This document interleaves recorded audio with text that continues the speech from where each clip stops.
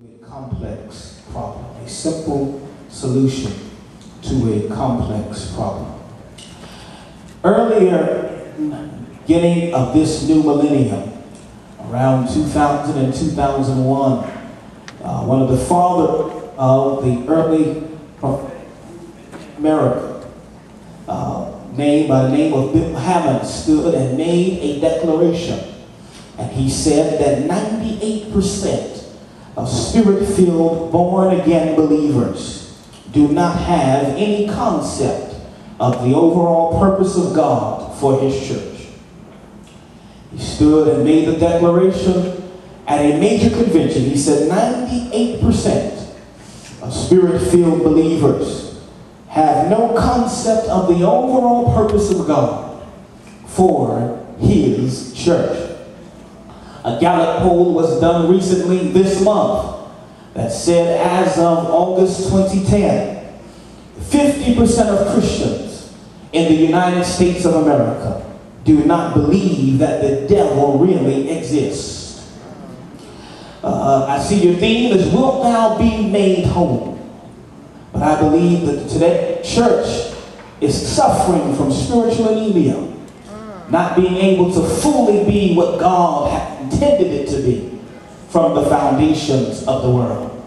We need to be made whole. There is, if you ever study psychology, there is a term called the law of association by conjugacy. And that simply means that if you experience two events or one event at the same time as you experience another, that both things will come in your attention. And tonight we read in your hearing 1 John the 5th chapter, looking at a man who was infirm for 38 years. And then in Acts chapter 3 and 4 you find a lame man, someone who stood by the temple begging alms and still did not receive what he needed. So there are two persons that we look at tonight. One is the lame man. Lame man representing the world. The world today is sitting in the right place, but looking in the wrong direction. And then you have an infirm man, has an infirmity for 38 years, symbolic today of the church, who has issues and sees the solution, but enjoys the problem. This is problematic for me because it means that he wasted 38 years of his life. 38 years of his time. Watching an angel and not jumping in the pool. We come to church Sunday after Sunday, week after week, hear powerful sermons, hear wonderful words, and yet some of us today refuse to take a dip. So you find that Jesus now has to meet him where he is. And Jesus always initiates conversation before conversion, realizing what the need was before he even looked at what exactly was missing from his own life. And so you find that this is something very perplexing, because he spends time watching everybody else around him get healed, watching everybody else receive the power of God as their infirmities leave their bodies.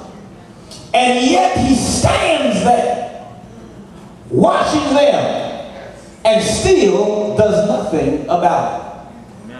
Can you imagine sitting around at the same time every year and watching people who came by you sick and left by you well, and you refuse to do something about it?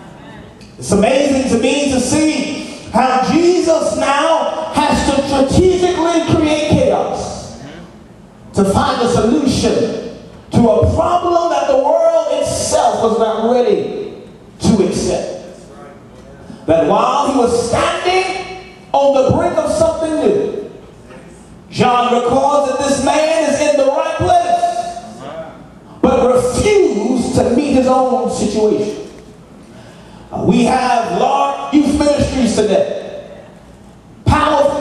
churches today, bigger buildings today, and yet we still are not seeing lives transformed by the power of God.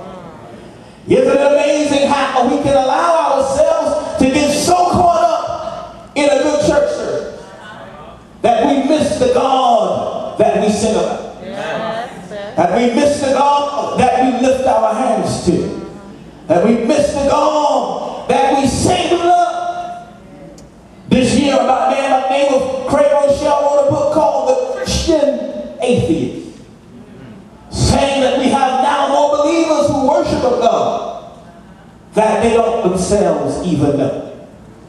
Is it possible that we ourselves can spend countless years, countless months, doing what we think God requires that He never even said? Let's look a little bit deeper here. Why is this so perplexing? Text says that He is at the pool called Bethesda. Bethesda in the Hebrew meaning a place of outpouring. Or in some translations it is called the house of grace. This is something very interesting because it means that He was at a place of grace. Well, all he had to do was reach out and could receive what he needed. And while he sees an outpouring taking place, he still refuses to take a dip and receive what he needs from God. And so you find now it is problematic because he spends 38 years of his time. Scriptures are never written just to be written by themselves. God always has a purpose for using numbers, always has a plan for putting things together. And it's ironic to me that he spends 30 years in this place. The number 3 representing divine perfection. The number 8 representing a new beginning. And he stands here at the place of 5 portions. 5 representing the 5-fold ministry gifts.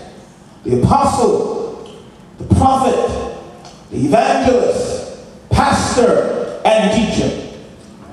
5 gifts having 5 different functions. The apostle is a governor. The prophet is a guide. The evangelist is a gatherer. The pastor is a guard. And the teacher is a ground.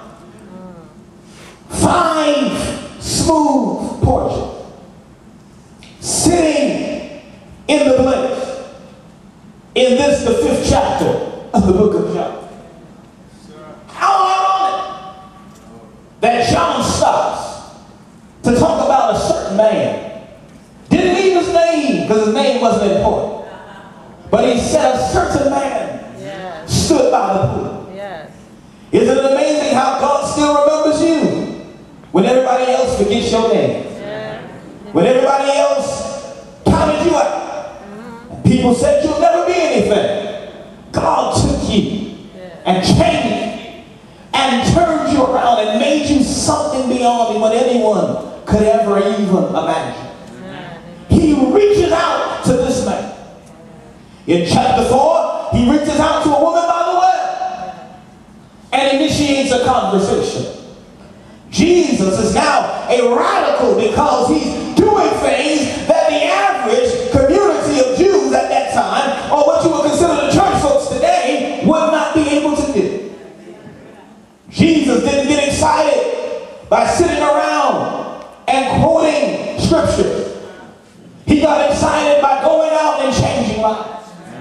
Because he understood he could reach more people outside than they could inside of sanctified or hallowed walls. Jesus delivers a 38-year problem in 38 seconds. Takes time out of what some would call an extremely busy schedule. Knowing he's on a time clock, only has 3.5 years to complete his assignment.